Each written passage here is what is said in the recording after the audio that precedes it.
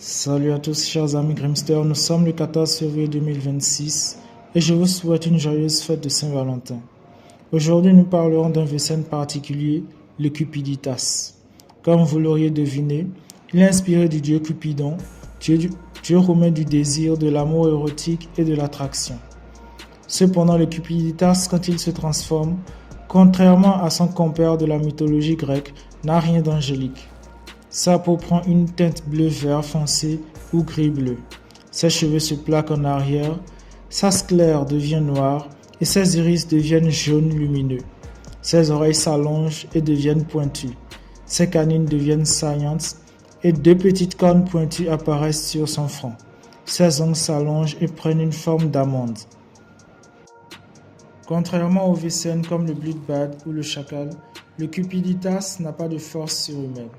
Cependant, il possède une capacité qui fait de lui un adversaire dangereux et manipulateur, ce qui explique qu'il ait pu inspirer le dieu Cupidon dans l'univers Grimm.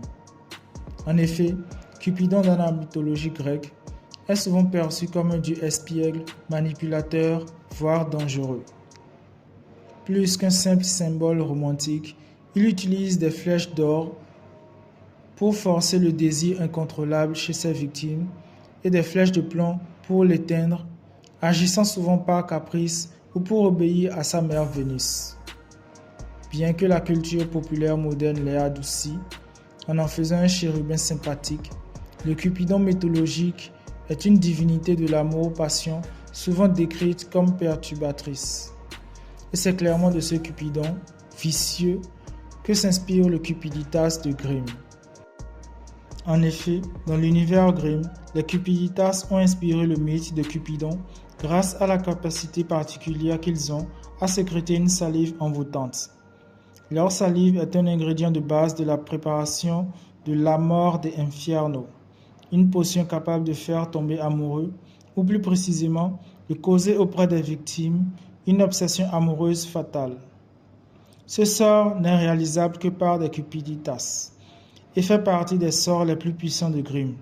Il a bien failli détruire la Team Nick et apparemment même les Grimm n'y sont pas immunisés. Seule la mort du Cupiditas à l'origine de la potion peut dissiper le sort. Pour préparer l'amour des Infierno, le Cupiditas a besoin d'un cheveu de la cible qu'il plonge dans une boisson avant d'y ajouter sa propre salive. La boisson change de couleur pendant quelques secondes. La victime tombe instantanément et éperdument amoureuse de la personne dont le cheveu a été introduit dans sa boisson. Si la victime consomme une boisson avec son propre cheveu, elle tombe amoureuse de son propre reflet. Ce fut le cas de Hank qui ingéra une dose contenant son propre cheveu. Dès qu'il croisa son propre regard dans un miroir, son obsession s'est immédiatement portée sur son reflet, le poussant à s'admirer et à devenir indifférent au monde extérieur. Il s'agit là d'un hommage direct au mythe de Narcisse. Je suis sûr qu'au fil du temps, du fait de leur caractère espiègle et manipulateur et de leur capacité de produire cet élixir d'amour, les Cupiditas ont inspiré dans l'univers Grimm le mythe de Cupidon et aussi ont été à la base de la tragédie de Narcisse. Et bien voilà, chers amis Grimster, je suis à la fin de ma nouvelle théorie. J'espère qu'elle vous a plu. Qu'en dites-vous? Si vous avez remarqué de nouvelles choses dans l'épisode Amour fou, saison 2, épisode 7 de Grimm, faites-le moi savoir dans les commentaires.